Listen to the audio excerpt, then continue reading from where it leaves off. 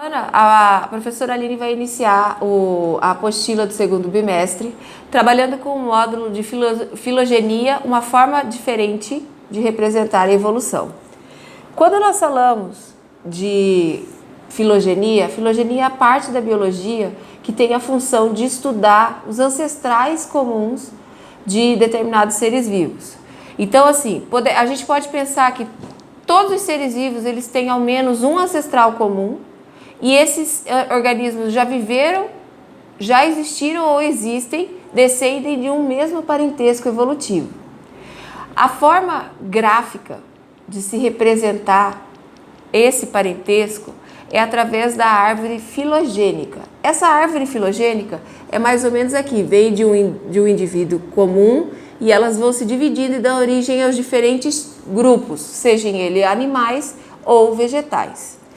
As espécies que possuem certas características, elas se diferenciam de outras pelo parentesco entre si. Então, elas podem ter características em comum, como elas podem, em um determinado momento da evolução, se diferenciarem, tá? Quando a gente fala de ancestrais comuns da evolução, Darwin, ele vem discutindo, ele dizia que a evolução normalmente ela é moldada pelo ambiente. Por quê? As condições do ambiente, elas vão selecionar as espécies, os indivíduos mais aptos, tá? As espécies, elas podem passar por um processo de especiação, que é o aparecimento de novas espécies, tá? E ele pode acontecer de diferentes maneiras. Uma delas, que a gente já estudou e vai retornar agora, é a especiação geográfica, que eu tenho uma população como um todo, que se divide por causa, por exemplo, metade da população ficou numa ilha, a outra metade ficou em outra. E elas acabam tendo diferenças entre si. Pode aparecer uma grande diversidade de espécies através desse processo de especiação geográfica, tá? Então, a biodiversidade das espécies, as características, elas vão se modificar. E o grupo de seres vivos que dá origem a novas espécies, ele é chamado de ancestral. E quando essas espécies elas são aparentadas evolutivamente, elas têm um ancestral chamado de ancestral comum, tá? Quando nós queremos interpretar a filogenia, nós vamos entender que as relações de parentesco representadas em uma filogenia, elas se apresentam por meio das novidades evolutivas. Não tinha escama em um grupo e apareceu num grupo posterior.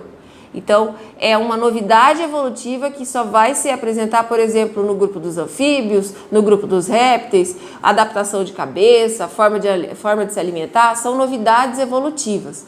Isso aqui, a respeito das novidades evolutivas, a professora Aline vai estar falando com vocês na próxima aula. As novidades evolutivas, ela é uma característica que ela aparece ao longo da evolução e ela pode ser compartilhada por várias espécies. Há várias espécies de anfíbios, várias espécies de mamíferos. Uma novidade evolutiva, por exemplo, dos mamíferos é o aparecimento das glândulas mamárias, que durante a evolução elas apareceram e elas ainda continuam, tá?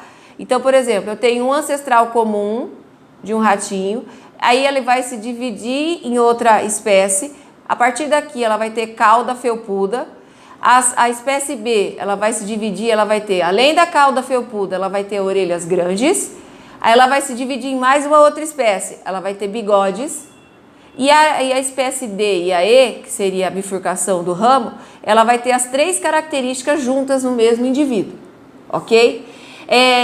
Nessa semana, além do vídeo, além do PowerPoint, vai ser mandado também as atividades da apostila que devem ser realizadas. E essa semana terá uma outra aula falando sobre novidades evolutivas, ancestral comum, dando mais uma aprofundada e vai vir uma lista de exercícios. Ok, pessoal? Cuidem-se nessa quarentena, vamos ficar em casa e vamos evitar de ter contato, ok? Um beijo para vocês e até a próxima aula.